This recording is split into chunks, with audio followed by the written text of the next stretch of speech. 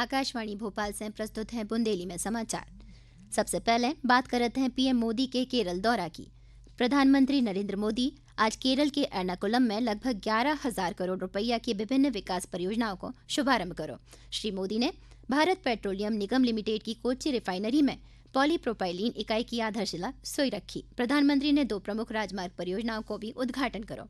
पहली परियोजना राष्ट्रीय राजमार्ग 66 की थलापड़ी चेंगला खंड पे 6 लेन को निर्माण करो है, जिसमें 2,650 करोड़ रुपया से अधिक की लागत लगी है। जो खंड मुंबई से कन्याकुमारी आर्थिक गलियारे को भी हिस्सा है, जो कासरगोड और कन्नूर और मंगलौर और मुझापिलंगड समेत पड़ोसी क्षेत्रों के सभी संपर्कन को मजबूत कर है। श्री मोदी ने एर्नाकुलम में एक रैली को भी संबोधित करो। और अब बात करते हैं राष्ट्रपति के जल महोत्सव में शामिल होवे की।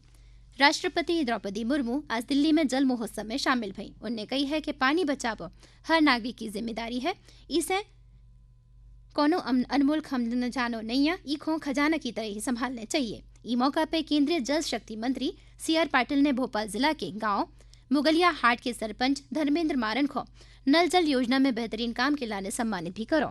और अब बात करते हैं मुख्यमंत्री के दौरा की। मुख्यमंत्री डॉक्टर मोहन यादव ने आज दमोह जिला के हटा में आयोजित महिला सशक्तिकरण सम्मेलन में हिस्सा लो। ई मौका पर उन्हें 405 करोड़ रुपया से ज्यादा के विकास कार्यों को भूमि पूजन और लोकार्पण करो। इससे पहले मुख्यमंत्री ने सागर जिला के जेरे स्थित ज्ञानवीर विश्वविद्यालय के उद्घाटन करके कार्यक्रम को संबोधित सोई करो। मुख्यमंत्री डॉक्टर मोहन यादव ने कार्यक्रम को संबोधित करत में कही है कि देश में गुणवत्तापूर्ण उच्च शिक्षा के विस्तार की दिशा में ई विश्वविद्यालय की स्थापना से क्षेत्र के युवाओं को आधुनिक और बेहतर शिक्षण सुविधाएं प्राप्त हुई हैं। और ई मौका पे मुख्यमंत्री ने राहतगढ़ और जैसी नगर के श्रमिकन के बच्चन को भी पढ़ाई सुविधा के लाने लाइब्रेरी खोले जावे की घोषणा करी। और अब बात करते हैं LPG संकट की। खाद्य नागरिक आपूर्ति और उपभोक्ता संरक्षण मंत्री गोविंद सिंह राजपूत ने कही है कि प्रदेश में LPG उपभोक्ताओं को कोनो भी प्रकार की परेशानी नहीं हुए और ई के लाने लगातार प्रयास करे जा रहे हैं। उन्होंने जो भी कही है कि सभी जिलों के कलेक्टरन को निर्देश दिए गए हैं कि कोनो भी प्रकार की स्थिति में वितरक स्तर पर LPG सिलेंडर की जमाखोरी और कालाबाजारी की स्थिति निर्मित न होवे।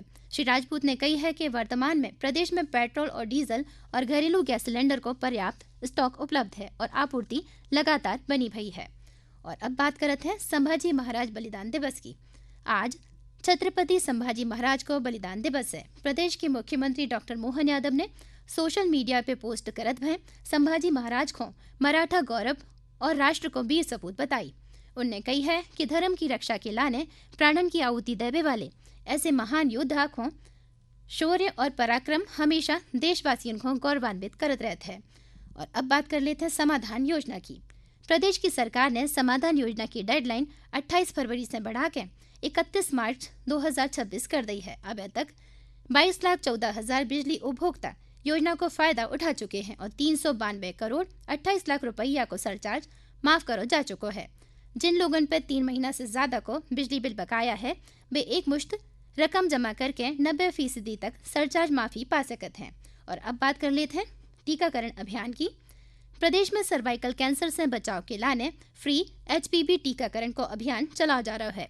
इनमें 14 से 15 साल की किशोरी बालिकाओं को सरकारी अस्पतालों में जो टीका मुफ्त लगाया जा रहा है। हालांकि निजी अस्पताल में ई की कीमत करीब 4,000 रुपया है। HPV टीकाकरण अभियान के तहत कल खंडवा जिला में 575 किशोरियों को टीका लगाए गए और संगे संगे उन्हें प्रमाण पत्र भी दिए गए। और अब बात कर लेते हैं लोक अदालत की। आगामी 14 मार्च को आयोजित नेशनल लोक अदालत में बिजली चोरी और अन्य अनियमितताओं के प्रकरण को समझौता के माध्यम से निराकृत करो जाए है।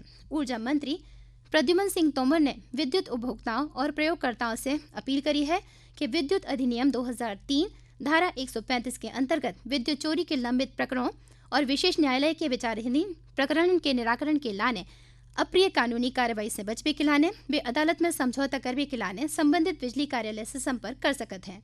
और अब बात कर लेते हैं प्रदेश के मौसम की। प्रदेश में मार्च की शुरुआत में ही कई जिलों में तापमान 38 से लेकर 39 डिग्री तक पहुंच गया है, जो सामान्य से 4 से लेकर 6 डिग्री तक ज्यादा है। मौसम विभाग के अनुसार राजस्थान के रेगिस्तान से आ रही गर्म हवाएं और सूखी हवाएं ई की बड़ी वजह है। ग्वालियर चंबल में तो देखो जाए तो पारा सामान्य से 6 डिग्री ऊपर चला गया है। उतनी भोपाल, इंदौर, उज्जैन में भी गर्मी को असर साफ देखो जा रहा है।